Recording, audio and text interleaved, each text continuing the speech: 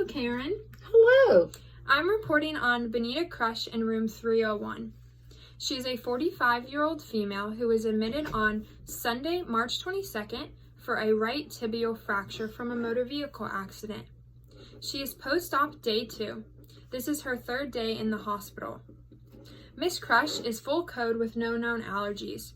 She has no past medical history. She was brought in via ambulance to the emergency department and admitted into the med-surg unit. Miss Crush had an open reduction internal fixation on March 22nd, the same day she was admitted, after x-rays showed she had a right tibial fracture at midpoint. She has had no complications from anesthesia or surgery. She was brought back to the med-surg unit and has been recovering well. Her labs were within normal range, except her bun was elevated at 28 on admission due to being dehydrated from alcohol consumption, but now it's within the normal range. She had no other lacerations on admission. Her vitals have been within normal limits. The last time I checked vitals, it was 10 minutes ago, and her vitals were blood pressure 120/82, a pulse of 80, respirations 15, oxygen sat 98, and a temperature of 98.2.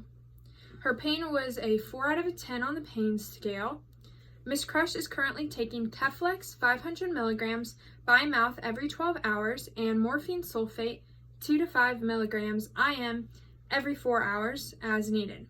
Her last dose of Keflex was at 1800 and her last dose of morphine was at 1600. There were no doctor's orders for IV fluids. She is currently not on any oxygen. She has no drains or tubes in place. Miss Crush is on regular precautions. Her surgical site shows no signs of infection, and she hasn't had any signs of acute compartment syndrome or compromised circulation. She's not on telemetry. Fiberglass was placed on her this morning at 9 a.m. Patient was taught on CAS care after that. Patient has iced and elevated extremity the past 48 hours periodically. Neurovascular checks have been done every 2 hours per doctor's orders. Vital signs have been taken every 4 hours. Patient has been taught crutch walking and has been working with physical therapy today. Miss Crush has ambulated with crutches 3 times today with PT. She's on fall precautions and she has tolerated all of the nursing intervention so far.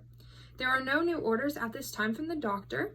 The patient was switched from soft to regular diet 1 day post-op. Patient is tolerating the prescribed diet now. Patient has had active active bowels in all 4 quadrants and clear lung sounds. Miss Crush has been passing gas but hasn't had a bowel movement yet. She is voiding 30 mLs per hour, and the patient's significant other has been in here periodically throughout her stay to help. Miss Crush is progressing well from the ORIF surgery. She has no signs of infection, DVT, acute compartment syndrome, or neurovascular compromise. Her vital signs have been within normal range. Miss Crush has been ambulating frequently. She has no life-threatening problems at this time. She's been using her incentive spirometer every hour, and she's ambulating with the crutches, but could use more reinforcement on that. My only concern right now with Miss Crush is whether she understands the serious complications of drinking and driving. I wasn't able to educate her on that today, so I recommend that you continue to assess circulation, movement, sensation, and pulse checks of patient extremity every 2 hours. Continue to assess patient for signs and symptoms of infection, acute compartment syndrome, and compromised neurovascular status. Reinforce crutch walking and continue to educate and assess the patient's knowledge on the medication regimen.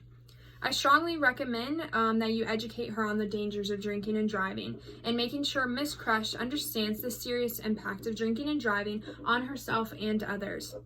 Also encourage her to express her feelings and concerns. I recommend speaking to case management about a support group for the patient. Do you have any questions? No. That was very good. Okay. Thank you.